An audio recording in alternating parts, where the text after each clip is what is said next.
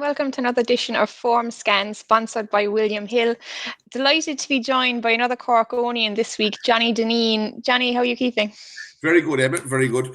Glad to be coming along here and see how we get on. Yeah, two Corkonians on a podcast might be a subtitles kind of job for some people, but we'll try and keep it a bit slow, maybe. Right. Okay. But we normally kind of start with a bit of a background to our guests, I suppose. So just kind of, if anyone, I suppose you kind of shot to fame with upping the ante in the last year or so. But if anyone doesn't know a whole pile about you, maybe just give a quick overview. Sure. Look, I kind of involved in gambling and betting all my life, since I was a child, really. I suppose younger than I should be even betting, really, to be honest. But look, I was a bookie for a while, and like maybe 10 or 12 years booking Cheltenham for nearly 20 years. But eventually I just kind of ran out of road as far as I was concerned. So I just bet away myself. I do a bit of writing for the Racing Post for Saturday and they up in the ante thing. But basically, like it's I try to win a few Bob Bracken horses. It's not that easy nowadays. It was a lot. It's a hell of a lot more difficult now than it used to be with all sorts of different avenues being closed and that. But look, I try to keep my head over water backing horses. Basically, that's it. Yeah, we had Stephen Harris on last week, who was another former on-course bookie, I suppose. He said, just like you said there, it's changed a lot in the last 10 years or more even, I suppose. But would you miss it at all? He said he kind of misses the camaraderie of going racing, I suppose. No, I don't. It's the one thing I'm happy with, that I'm out of it, to be honest. I think, look, dealing with the public isn't easy. Do you know, when you get a bit older too, you lose a bit of patience and that, and like dealing with £2.50s each ways and that kind of stuff. That didn't suit me in the end anyway. And look, I don't know. Like, I mean, I'm glad I'm out of it anyway. Glad I'm out of it. And probably should have got out of it a few years earlier, because the pitches were worth a lot more. But it's very hard to get out of something when you're actually winning. But then when the water started coming on board the ship, everyone knew it, and then the pitches became less valuable. But I still got something for. But if I had skipped out earlier, I got a lot more. But look, that's the way the cookie crumbles too, So.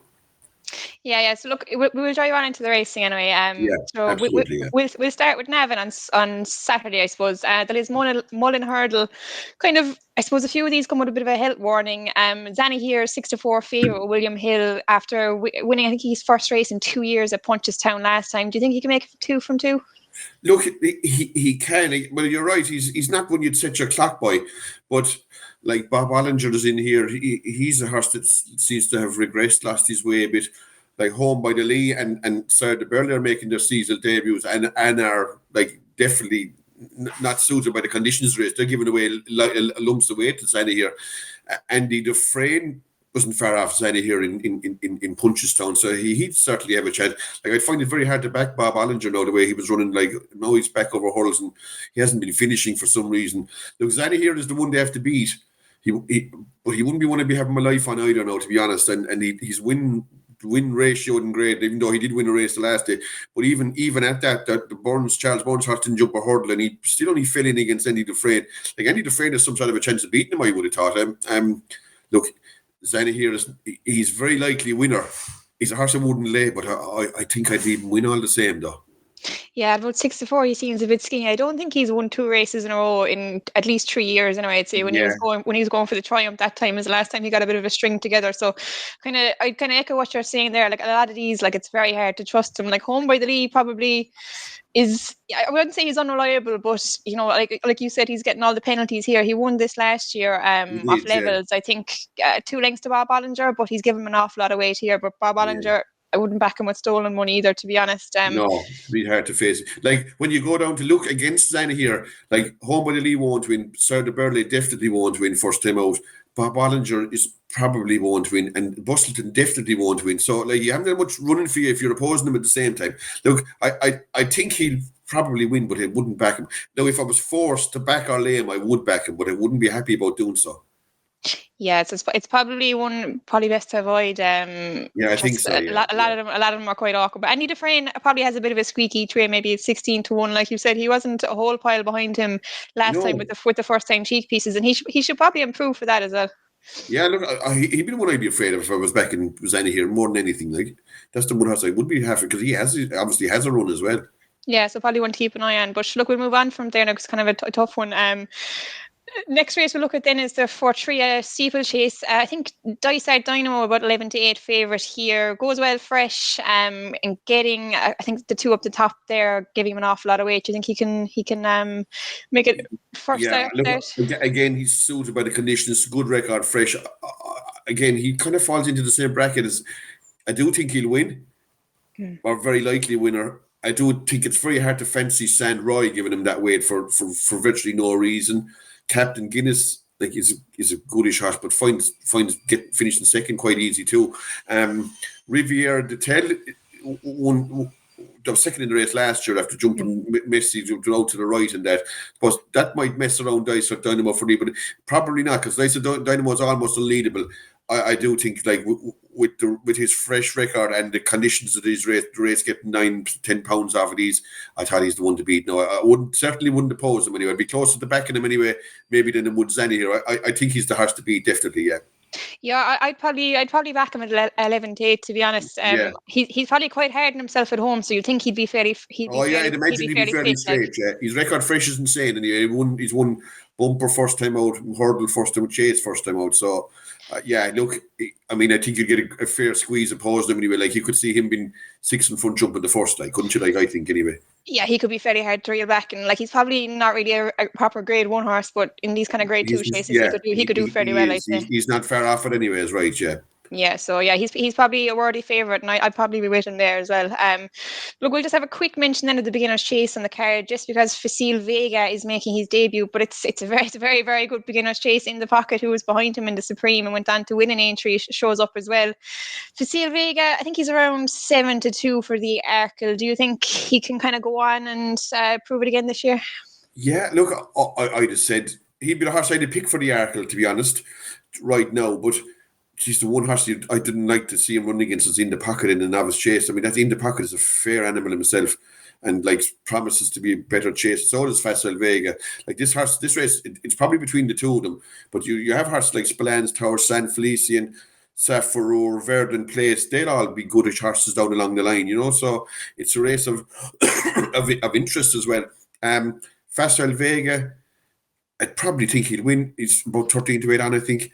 In the Pocket is a big opponent. It actually reminds me of Bob Ollinger against the horse down Gorn, Fernie Hollow. You know, you wouldn't normally see these two this kind of grade of animal taking each other on straight away.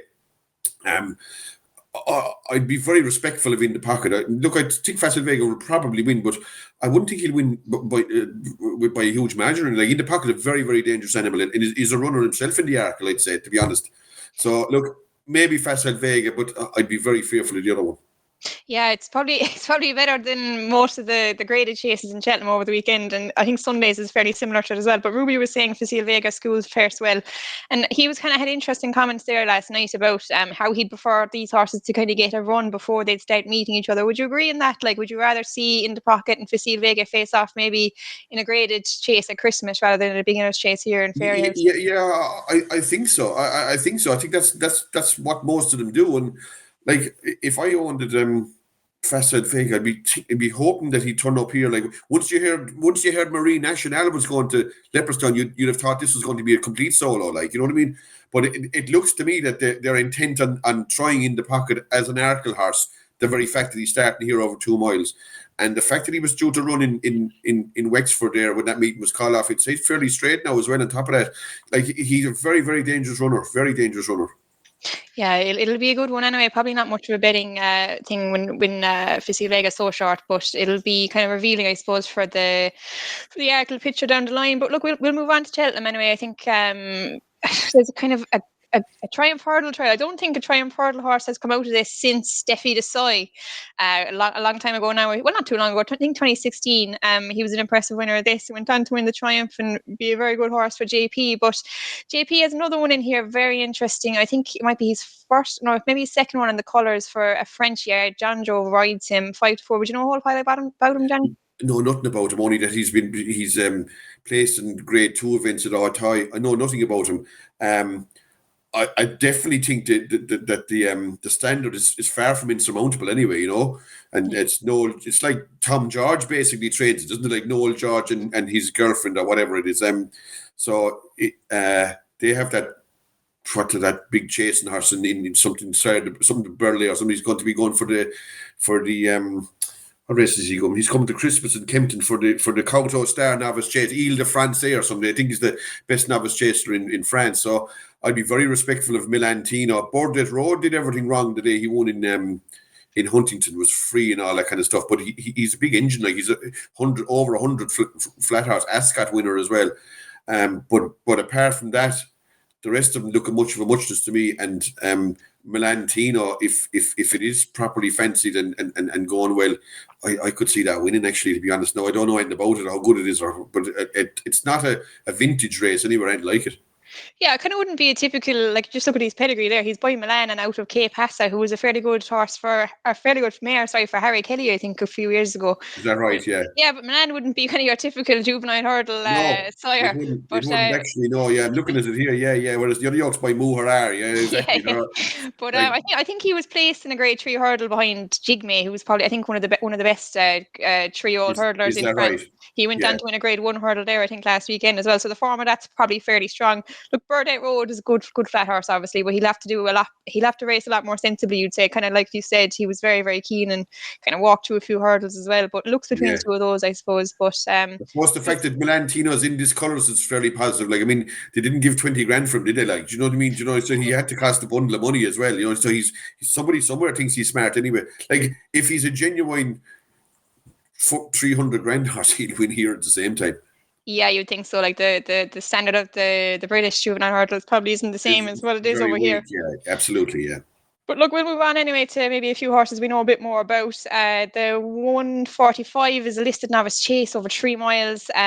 Good risk at all is around 2-1 favourite here for Sam Thomas and Sam Twiston-Davies. Mr. Coffey's after him in the betting.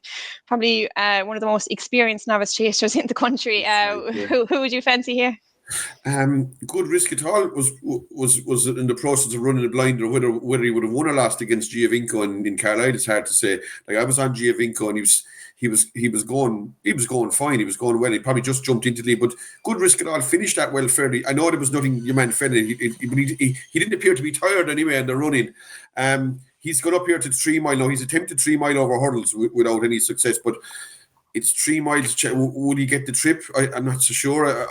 There's more like, these are more like Mr. Coffey is an out and out, like he ran the Grand National, like they're out and out stairs. He ran he was third in the 4 mile chase, or the old 4 mile chase. We've all been caught. It's another strong stair. But Broadway Boys is another, like, I wonder will no good risk at all get the trip. If he does, I'd say he has more class than these, but I'm never a huge fan of backing 2.5 milers at 3 miles. I'd much prefer. I chance a 2 miler going 2.5, but I think there's a big difference from a 2.5 to a 3. Not a lot of horses stay like 3 miles strongly, and you'll need to stay strong here. Like the others are, if you took a motor race, I don't know what you'd go for. Mr. Coffey doesn't like winning, though, does he? Like he looks like he's a novice for a reason. It's probably his third season novice. It could even be fourth. I don't even know. But we've all been caught as I think we've all been caught as slow, to be honest. I'd nearly favour Broadway Boy over him. I think I'd watch this race, to be honest. I think good risk at all is the horse with the most talent, but whether he'll get the trip is a question mark, I think. Yeah, it's a fairly fair summary, I suppose. Mr. Coffey, I think it's definitely his third season as a novice anyway, and he just doesn't like winning. I don't think he's obviously never won over fences. I think he's won 2 or 3 races in his life, but he's always kind of seems to find something to beat him anyway, and he probably could do the same here again. Yeah, we've all been caught. Didn't he come over to Leopardstown last year? But he ran brutal, yeah. He does look like a big kind of slow horse. He does. He's like something you'd see pulling the Budweiser ad, didn't he? Like I think he is anyway. He's just, there's no trip that he won't get, like, but I think he does it in his own time at the same time. Like, I thought he was quite disappointing now, because he won a maiden hurdle here in Cheltenham, but he didn't go on from that, though. Like, he finished last of 8 in Leopardstown, and he was nowhere in the Albert Bar. Finished 7th and pulled up an entry. So he kind of fell asunder at the finish, and he's a bit to find out. He's to prove, I think, anyway. And the fact that Harry Skelton is riding him, like, where's Sam Twiston-Davies? He's not even here at this. Oh, he's riding good risk at all. Good risk at all. He abandoned him, obviously. Which is worse again, even. You know what I mean? So that's probably a very negative sign for both of Twiston-Davies horses, to be fair. So maybe Sam Twiston-Davies, like, if good risk at all gets the trip, he'll win. I'd say he will. Yeah, he raced very enthusiastically, like, so 3 miles probably a bit of a question, but if he gets it, he probably is the best horse in the race, like you I said. think so, yeah. But we'll move on to the big one anyway, which is the Paddy Power, obviously. The Real Whacker and Stage there, kind of the two of the best novices from Cheltenham last year face off. Who kind of caught your eye in this one? I was looking. I didn't really fancy any defensive ones. Like Stage Star, I think he won an ordinary turners. To be fair, I think the race fell as under the favourite, ran poorly for some particular reason. Unexpected Parties, a horse I think only has a chance. The Real Whacker is top weight. I hate backing horses top weights and handicaps. I don't care how good they are anyway. It just wouldn't be my kind of bet anyway. It's coming back a half a mile. I think it's a funny race to run him in, to be honest, like if it was my horse, I wouldn't be running him in a handicap off top weight at half a mile. Like he should go for, I should have gone down the grade one. He's a grade one horse, so why not go down the grade one route? I think go back. The horse I was picking was Harper's Brook each way, maybe.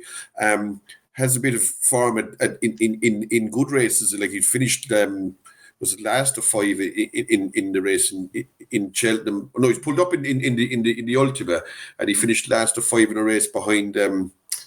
Was it behind the Real Whacker? He's a bit of Cheltenham form. No, he's not 100% like resolute maybe or whatever, because he did throw away an awful race at the end of last year in Sandown, more to stop than the running. But he's a horse with a bit of ability, good jumper, lovely racing weight. He's only got 10 stone. He's actually 2 pound out of handicap even, and I could see him creeping away there, because there's lots of pace here. There's lots of like Stage Star, the Real Whacker, like all them horses will be up there. Angel's Breath, Final Orders, even they can be up there. Easy as that's another horse that likes making the running. So I would have thought it could be set up for something coming from the back. And with a horse like Harper's Brook, you can't be in front too soon. I mean, he's definitely one that has to be landed on the line. And for the ways, if he's good enough, he isn't going to be coming on the running. So for that reason, I think he's a good each way price. And he's around 14, 16 to 1. And the way he's ridden, he won't be produced until the running. So he's, even if he does refuse to go by, he'll still land your place part of it. Yeah, it's not a bad shout. And Ben Pauling's obviously a very shrewd trainer. Does very well. Does very well in the handicaps in particular. But yeah, it's a tough one, I suppose. Like the Real Whacker, like you said, it's a big ask for him, like lugging 12 stone around. And like, what do you actually think of him as a Gold Cup horse? I suppose, like, he won, obviously beat Jerry last time, but you wouldn't expect him to uphold that. You probably wouldn't. But I'd have thought he might have been a better proposition for something like the King George, the way he jumps, and he could get into a rhythm in front maybe and jump away. Like, I think, Emmett, for a horse to be run off 162 and carry top weight, you want to be like a Denman or something like that, to be able to, that kind of a quality of horse to carry top weight in a handy. I mean, if you have a grade 1 horse, you run them in grade 1 races, not handicaps off 12 stone, like with carrying these kind of weights, because there is something. Okay, even if he is well handed, even if he's 170 horse, he's 8 pounds well in, there'll be something in here with more than that well in. I'd have thought. Anyway, I wouldn't give him an earthly in this race anyway. The Real Whacker, I'd have preferred even running him in the Betfair Chase and Haydock, like against Protectorate. Like, I think Real Whacker would have a very good chance of beating a horse like Protectorate, but like. This is a different kind of ask. It's a different kind of a race. It's a race where they'll go like the clappers do. He mightn't even get his own wave, and you know what I mean. He would be much more likely to boss a grade 1 race than a race like this, in my book. Yeah, it's definitely a tough ask. I kind of agree with you. And I was reading a few quotes from Paddy Nagle yesterday as well, saying that he'll need the run anyway. So like that'll kind of. Oh God, I couldn't back him now after reading it, especially. No. But kind of one that I kind of fancied was Not Long Till May. He ran quite well, I thought, behind Stage there in Cheltenham. I thought he probably just went a bit too early that day. He kind of took him on turning the bend and kind of didn't really see out his challenge completely. But he's coming here after a run in Cheltenham over 2 miles last time. Thought he was a bit eye-catching that day. He wasn't really asked for a big effort, but I think he should be right up there. Anyway, he's about 13 to 2, which isn't the worst price in the world either. But kind of, would you go over to this meeting much, Johnny? Like you were saying, you didn't bother going over this year. I have been there. I mean, when I was making a book, I used to always go to it. Then a few years I didn't bother. Then I went back there a few years, and but then the quality of the car there on the Saturday didn't really appeal to me. This, like, the last 3 or 4 races are all this one, and then the next couple they're tough races, and then you finish up with a mare's bumper, which is like, to me, is as unappealing a betting medium as you can get. A winner's mare's bumper anyway. Like, I couldn't face them kind of races anyway. So I just found that I was there for maybe 2 races on the Saturday, the first race and the race that the 3 mile novice chase. They were the only 2 races that I had any interest in as such, The other 4 or 5 races didn't really appeal to me, and there was big crowds there and that, and I nearly as soon as I was at home, I actually liked the racing there of the Sunday, but it's like a morgue, but that don't matter at the same time. It wouldn't bother me if there was no one at the meetings, but like the quality of racing there on the Sunday, like you've a maiden hurdle and you've the Schlur and you've other like races there that you could have a bet in, but look, some other people love these handicaps, difficult races, and like back in Hartsley train, they get a place starts or a winner. You know what I mean? It sets them up for the whole day.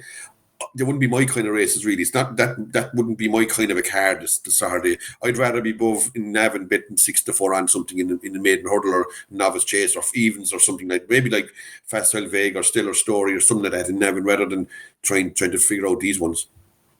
Yeah, I think it was actually my first time in Cheltenham. I was at this meeting. I think I saw Alpha off winning the Paddy Power. I think back in 2012. Right, yeah. I think I've only been back twice since, but it was a good day anyway. But look, we'll drive on into Sunday's action anyway. Yeah. Navan, I suppose the Monksfield Novice Hurdle will start with Gordon, obviously dominating the card at Navan. Has a couple in this again. Jack Kennedy rides Core Park. I suppose he's the number 1. Yeah, like the fact that he's picked it over Search for Glory, like I suppose Mel Monroe was second in Cheltenham, it's not out of it completely, but like you'd imagine that Gordon Elliott will definitely win this race. If you ask me which one he'd pick, I wouldn't have been certain he'd pick Croke Park over Search for Glory. I mean, like I could easily see how you'd go the other way, you know what I mean, that kind of way. Like Croke Park only won a maiden hurdle in Clonmel, like, and I know he won easy and all that, but he didn't beat much. But Search for Glory, it wasn't overly. He wasn't even that impressive at 1-8 up in Galway, and he pulled on really late. But he has like entry in Cheltenham form from last year, and look, I don't know, maybe Croke Park. Look, you'd have to go with what Kennedy will ride, whatever that will be. You wouldn't be shocked if one of these didn't even run and he switched and all that kind of stuff. You just don't know. But like if Search for Glory doesn't run and Croke Park's the soul, like whatever anyway, Kennedy will win it. I would have thought. Yeah, you'd imagine. So I thought Core Park was fairly impressive last time as well. He was very, very, very much so. But saying that when a horse gets away in front, jumping away in a hurdle race, in a maiden hurdle in particular, they can look like world beaters until they come up against something someday where you don't get to boss the race and you're maybe back in second or third and some other thing goes off in front and it's like when they group together and horses come together and meet each other, you see exactly how good they are really. Yeah, it's a fair point, and you can see it kind of a lot with in Ireland, especially these horses can kind of dominate the small field races, but they might get found out a bit then when they kind of meet better company. Yeah, exactly. Like you've seen a world of horse. Even there was the horse in Henderson's. They got him off Neil Mulholland. Something he won Willmount or something like that. Like horses like down memory lane, like they all look like gazelles when they're running. But then when you run up and they turn up against something like the Lawlers and Ace, you'll find that some of these horses will get beaten 25 lengths. So that yokes that win maiden hurdles with their mouth open. It's just so hard to judge them, really. I think, you know what I mean. It's at this stage you kind of judge often you can judge by the jockey bookings, and I'd be going with Kennedy here anyway. Yeah, Jack wouldn't get it too wrong too often, I suppose. No. But he'll have a lot harder time picking one in the Troy Town. I think Gordon has 15 out of the whole field, which is absolutely crazy. Like when you think about it, like would that put you off even a race like the Troy Town, seeing kind of one trainer dominating so much? I wouldn't even watch the Troy Town anymore, to be honest. They can be running away all they like, as far as I'm concerned. You know what I mean? Like them kind of 3 mile chasers. I just find they're hard races. They're very, very hard races. And like I'd have a little opinion in it, but I won't be having it back in it with cash at the same time. I thought originally Hollow Games or the Devil's Coachman were the two, but like Hollow Games is found in the market now. It's 6 or 7 to 1. Like, because there is a touch of Jekyll and Hyde about him at the same time. Like he has a few bad runs. His last run in Galway is quite a good run. Then I didn't even know he was running until I just checked it there earlier on this morning. Largy Debut is like, I couldn't get over how well he ran in Limerick at 3 miles, because he's definitely a horse with lacking a bit of resolution, but he does prove he's got the trip, and they were riding him that way. Darragh O'Keefe for him, he's on him again here. He's a lovely race to mate, have 10-5. Like they'll be walking around because he has plenty of pace. He can be effective at 2 miles. He could actually win one of these someday. That horse, like I was surprised with how well he stuck at it in Limerick, and if he could, I could see him being still on the bridle like come to second last, and if something was in front of him a couple of laps, maybe he made a mistake. Maybe the young flick Darrell O'Keefe would force him up. Like he'd be the horse I'd nearly pick now each way, because the way he'd be ridden, he'll be coming really, really late, as late as possible as well. Like he won't be in front until the very last minute anyway. Do you know what I mean? I could see him even being behind, jumping the last. Do you know what I mean? That kind of way, and hopefully that he might put his best foot forward. He mightn't either, but even if he didn't, you'd get your place part of it at the same time. Yeah, he kind of travels like a right good horse, doesn't he? But he, like you were saying, there was kind of questions about his resolution. But he in fairness, he stuck it out fair well in He did, Limerick. yeah. I couldn't get over how well he ran in Limerick, as I thought he's a right dodge altogether. Do you know what I mean? Because he finds nothing normally, but he did. It looked like the step up to 3 miles suited him. I'd be giving him a little squeak in that race now, to be honest. Yeah, and he's got the right man on his back as well. Darrell O'Keefe is absolutely flying. Yeah. But a great track, he's right, yeah. I'm going to put up kind of a big price one here. Royal Thief. I didn't think he actually ran that badly in Cork the last time. He's 40-1. He's got the blinkers on for the first time. You might think he's running free with 10 stone 3, but he just kind of hit one up the back in Cork and kind of faded away. I didn't think he travelled too badly up to that point though. So look, I was kind of trying to pick which one of Gordon's is going to go where. You're going against Gordon, which might be a brave one. But look, I think to be nice to see someone else win it, even because it's not great to see someone dominating a race like this so much. I suppose it's kind of, I don't know. It takes away from it a bit, like, it doesn't it? A small bit, yeah. It does. It doesn't, like, and even how many has the Brahman has a fair share of minutes himself, isn't he? Like he's definitely has 3 or 4 minutes as well, I'd say. Does he? Yeah, you would. I suppose if you look outside the top trainers, like, I mean, but it's amazing. Willie Mullins has none in the race. Then, yeah, it's a fair point. Wow. Yeah. Like, I don't know. It's like they leave Gordon Elliott belt away at these meetings in Navan and down Royal and that, like, and don't even contest these races as such. Yeah, it's not great. I don't particularly enjoy it when one trainer is so dominant like that. But another beginner's chase in the card looks like a graded contest again. Fact to File, who Willie Mullins has been talking up big time in all his stable tours. Is he one you're looking forward to this year? Yeah, look, it'd be interesting to see how he gets on. It's like there's not that many horses go from bumper straight to, like, obviously Florida Pearl did it, but that's a hell of a long time ago. It's very rare that they make that switch nowadays. I can't remember the last proper horse, bar Florida Pearl, that did it anyway. And I suppose the fact that he was rising 7, and he's already like he's rising 7 years of age, and they probably didn't, if they think he's going to be a chaser down the line, like, his bumper form is outstanding. He'd probably look a winner. American Mike you'd have to say, was disappointing, like, very much so, in over hurdles at the finish. Like, after like, he maiden win against, let's be clear about it, he went downhill after that, and My Immortal wouldn't look up to this 130 rated horse. Like, look, Fact to File should win it at the same time. Like, he's unopposable anyway. I wouldn't back against him anyway. Definitely. Yeah, he definitely couldn't. We don't have prices at the moment, but you'd imagine he'd be kind of long odds on anyway. But he'd be 4-7 in this anyway. It's around that, yeah. You were mentioning you before the Sunday of Cheltenham, so we might just have a little quick look at some of the bigger races, I suppose. The Schlur Chase, John Bond probably should win this, I suppose, does he? Oh, look, if John Bond is any pretensions to being a champion chase horse, he has to be putting away these kind of horses anyway. I'd be expecting him to destroy those kind of horses, Edward Stone and Nube Negra. Like, if John Bond didn't turn up, I don't know which one you'd pick. Probably Edward Stone, maybe. But they're not even reliable. Like, John Bond, whatever about him, like, he wins or finishes second at the same time. He's a consistent horse, and he's a good horse, and he's a novice coming in against these kind of horses. Like, if I owned a John Bond and he couldn't win this, I'd be disgusted anyway. Absolutely, I think he's an absolute stone wall to beat these horses anyway. Yeah, Edward Stone was kind of ultimately very disappointing last year, didn't he? He kind of threatened to do a lot, but didn't do a whole pile in the end. But if you owned a John Bond yourself now, would you go for the Champion Chase, or would you go Ryanair? Oh, I'd go Champion Chase, definitely. I would, because I think there's only one horse inside him in the betting, and the Champion Chase is like a real, like, traditional, one of the pinnacle contests, I think. Whereas the Ryanair is kind of a makey-uppy race that wasn't even there 20 years ago. Do you know, that kind of way? And I do think there's a big concerted effort by the McManus team to win the Arkle and the Champion Chase. They're the two races that are missing from their CV, their Cheltenham CV.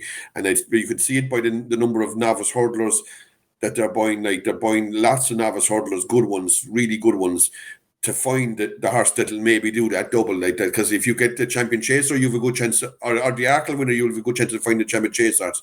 But John Bond might even win the champion chase for him first now. You know what I mean? He's the one horse that could put it up to the favourite in the Il Fabiolo. Il Fabiolo, yeah. Like I don't see the mother horses having any chance of beating Il Fabiolo anyway. But like I even looked at his jumping there. I was watching a thing that Ruby Walsh was on last night, and he was outlining his jumping from. I didn't realise it was as poor as it was on the day for a horse that you'd expect could jump around like a gazelle normally. You know what I mean? So maybe he slightly underperformed against Il Fabiolo. Like if you put the two of them out in a race, I would have said John Bond is a much more reliable one to go around than Il Fabiolo in any race. So look, I'd be dismayed if he couldn't beat Edward Stone and Nubin. Like he's going absolutely nowhere if he can't beat these, he won't even win the Ryanair, in my opinion. You know, that kind of way. I mean, the Ryanair could be a good race as well. Like if you had the likes of Allaho and there's other horses could come into the race too. But the Champion Chase looks two-horse race even at this early stage.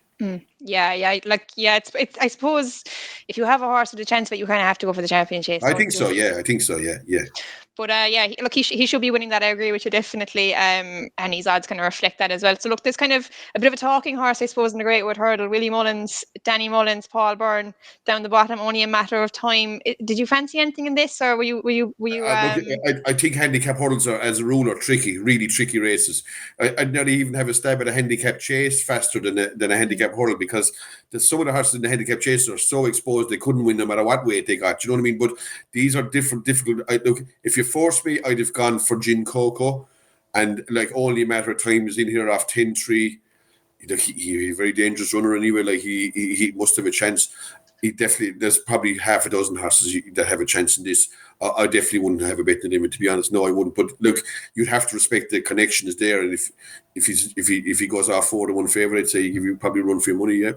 Yeah, definitely. And Lucia is probably interesting there as well. I think after coming kind of quick enough reappearance, I suppose, after a decent run last time.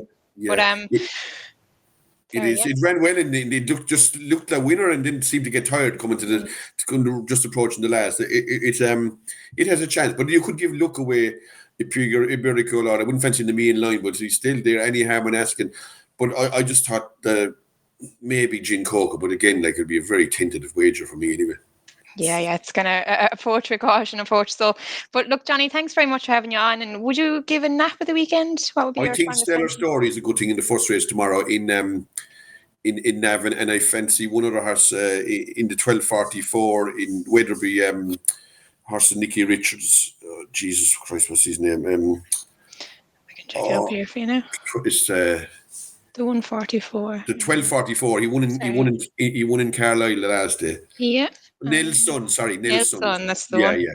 Those Stellar Story and Nelson, I thought those two would win anyway. They won't be like massive prices or anything like that, but I don't back massive prices anyway, so I generally try to keep it simple enough. I don't be going for the 20-1 shots much now. But look, if I had to pick an outsider for the weekend, I'd give he's not even he's an 8-1 chance. Wonderful Eagle, I thought, as a horse had a chance in a handicap hurdle in Cheltenham, down bottom weight as well, with Hobbs.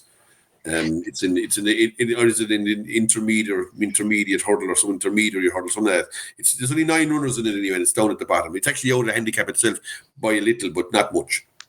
So a few strong fancies there, and I suppose it's better to give short price winners than long price losers. So that's always been my attitude anyway. I mean, like, I don't know, some people like to be back in 21 chats, and if they finish 6th or 7th, they think it's nearly better than back in the winner. I don't get that one myself.